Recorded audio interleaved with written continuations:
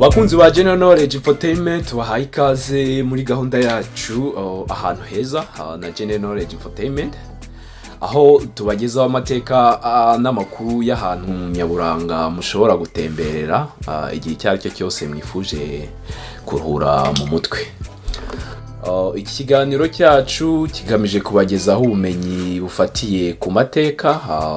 Iki kiganiro kije cyunganira ibiganiro tubagezaho bigamije kubagezaho ubumenyi butandukanye, haba muri siyanse, ikoranabuhanga, technology, ubuzima, health, ndetse na politike.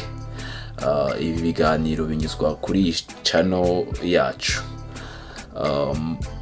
Muri iki kiganiro cy'ahantu heza na General Knowledge Infotainment tuzabagezaho ahantu hatandukanye hafite amateka yihariye ndetse n'ibikorwa biteye amatsiko. Ibi byose tugiye kujya tubibagezaho mu buryo bw'ikoranabuhanga ry'amashusho ndetse n'ibara nkuru. Ikigenderewe nyamukuru ni kwiga amateka y'ahantu hatandukanye, histoire, ndetse tukanafasha abantu gusobanukirwa ahantu n'ibintu bitandukanye.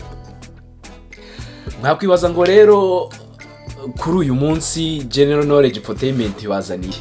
Kuri uyu munsi General Knowledge Infotainment yakoze urugendo rusaga amasaha 8, aho twerekeje ku nkombe z'iburengerazuba bw'igihugu cya Leta Zunze Ubumwe za Amerika, ubundi dusura umujyi wa Los Angeles ho muri leta ya California. Muri iyi leta twasuye agace gateye amabengeza gasurwa n'abantu benshi. Twasuye inkombe z'inyanja ya Pacific, beach ya Torrance. Iyi beach ya Torrance iherereye muri Los Angeles, California. Ni imwe muri beach zifite amateka menshi kandi zikunze gusurwa cyane n'abantu baturutse mu bice byose by'isi. Beach ya Torrance iherereye hagati y'uduce tubiri dufite amateka. Iyo witegeye inyanja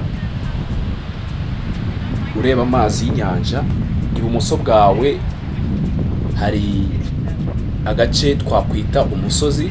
Uyu musozi ugize imijyi cyangwa cities bita Palos Valley Estate, Rancho Palos Valley, Rolling Hills Estate. Uyu musozi ni umusozi uri ku nkengero z'inyanja kandi ukaba utuweho n'abantu bafite amazina akomeye cyane, haba muri entertainment cyangwa muri politike. Aha twavuga nka Rod Stewart, uyu ni umwongereza w'umunyamerika wamenyekanye cyane muri muzika mu njyana ya pop. Ku bakunzi b'umukinnyi wa golf Tiger Woods, muzi ko yakoze impanuka muri iyi minsi yashize. Iyo mpanuka yabereye muri iyi misozi mureba ya Rolling Hills Estate. Iburyo bwa Torrance Beach tuhasanga undi mujyi ufite amateka nayo akomeye, ni umujyi wa Redondo Beach. Redondo Beach City nayo ifite beach isurwa cyane n'abantu batandukanye baturutse mu bihugu bitandukanye. Beach ya Torrance iherereye mu mujyi wa Torrance. Uyu mujyi ukaba warashinzwe mu mwaka w'1912, ukaba uri muri Los Angeles twabivuzeho, ukaba uherereye mu birenge by'imisozi twababwiye haruguru. Uyu mujyi uri ku rutonde rw'imijyi izwi nka Beach Cities yo muri South Bay, California.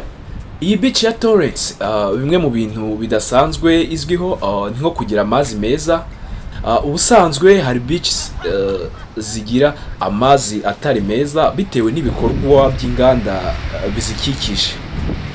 Nubwo amategeko agenga ibidukikije abuza gusuka imyanda mu nyanja no mu yindi migezi, ariko burya ntabwo habura abaca muri humye amategeko.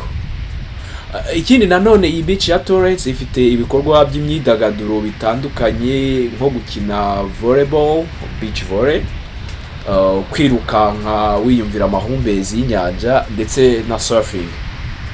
Mu gihe wafashe umwanya wo kuruhuka mu mutwe, nta gihombo namba wagira mu gihe utekereje gusura iyi beach ya Torrance. Kandi nusura iyi beach ya Torrance uzagarukiye kuri General Knowledge Infotainment, ubundi uduhe comment y'uburyo wayibonye.